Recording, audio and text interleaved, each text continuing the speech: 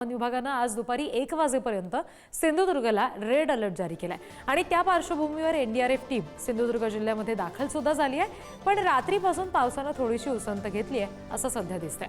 पुन्हा एकदा सिंधुदुर्गला red alert जारी करण्यात आलाय, त्यामुळे अतिमुसळधार पाऊस पडण्याची शक्यता हवामान खात्यानं वर्तवली आहे आणि त्या दृष्टीनं यंत्रणा सज्ज आहेत, कारण एनडीआरएफची टीम थेट तिथे दाखल झालेली आहे।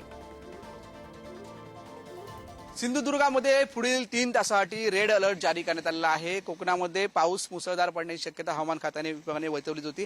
सिंधुदुर्गामध्ये आपण पाहतो की जी नद्यांची पातळी आहे ती काहीशी वाढली होती, पण आता काल दुपारनंतर थोडासा पाऊस कमी झाला होता। रात्री देखील पावसाची रिपरिप सुरू होती, पण पाण्याची पातळी त्यामुळे कमी झाली होती। पण आज सकाळीच आपण पाहिलं की हवामान विभागाने सिंधुदुर्गाला सकाळी 10 ते दुपारी 1 पर्यंत रेड अलर्ट जारी करण्यात आला आहे। आज बुधवार आहे आणि बुधवारच्या दरम्यान आपण वातावरण देखील ढगाळ आहे आणि मागील 4 दिवस सतत पाऊस पडत आहे। काही ठिकाणी पडझड झाली आहे, घरांचं नुकसान झालं आहे, रस्ते देखील सखल भागातले वाहून गेले आहेत आणि अशाच पद्धतीने एनडीआरएफची जी पथक आहे ते देखील सिंधुदुर्गामध्ये आलेलं आहे, दाखल झालेलं आहे। त्यामुळे आपत्ती व्यवस्थापन ही यंत्रणा अलर्ट आहे असं एकंदरीत दिसत आहे आणि रेड अलर्ट जारी करण्यात आला आहे। पुढील 3 तासासाठी हा रेड अलर्ट जारी झाला आहे। आपत्ती व्यवस्थापनाचे जे एनडीआरएफचे पथक आहेत ते आपल्याकडे इथे सिंधुदुर्गामध्ये दाखल झालेले आहे, त्यामुळे कुठेतरी रेड अलर्ट सिंधुदुर्गामध्ये जारी केलेला आपल्याला दिसत आहे।